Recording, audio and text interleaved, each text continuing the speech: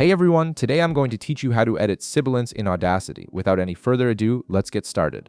First, open your Audacity app on your PC. Once the application launches and you can see your audio waveform or imported file, direct your attention to the top of the screen where you'll find the selection tool. Click on the selection tool to activate it. This tool is essential because it allows you to precisely highlight the specific portion of your audio where you're hearing those harsh sibilant sounds, typically found in S and T sounds that can be distracting in a recording. Now click and drag across the section of the waveform where you want to reduce the sibilance. You'll notice the selected area becomes highlighted, showing you exactly which part of your audio you're about to modify. This visual feedback is helpful because it ensures you're targeting only the problematic area rather than affecting your entire recording. With your selection made, navigate to the top toolbar and click on Effect. This will open a drop-down menu with various audio processing options.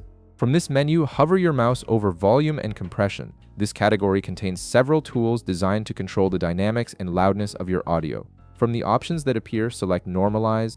Normalization is a crucial step in managing sibilance because it helps balance the overall levels of your audio before making further adjustments. Once the Normalize window opens, look for the setting labeled Normalize Peak Amplitude 2. Here's where you'll make an important adjustment. Set this value to -8.0. This specific setting helps reduce the intensity of those sharp, hissing sounds without completely removing the natural character of the voice. It's a balanced approach that maintains audio quality while taming harsh frequencies.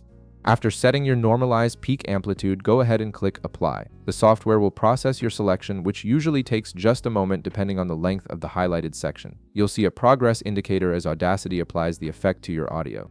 Now it's time to check your work. Click the play button to test how your audio sounds with the applied normalization. Listen carefully to the section you just edited, paying close attention to whether the sibilance has been reduced to a more pleasant level. If you're not yet satisfied with the results, feel free to adjust the normalized peak amplitude setting and reapply the effect. Sometimes finding the perfect balance requires a bit of experimentation, and that's completely normal in audio editing. And that's how you effectively reduce sibilance in Audacity using the normalize effect. If this video helped you out, be sure to leave a like, subscribe, and I'll see you in the next one.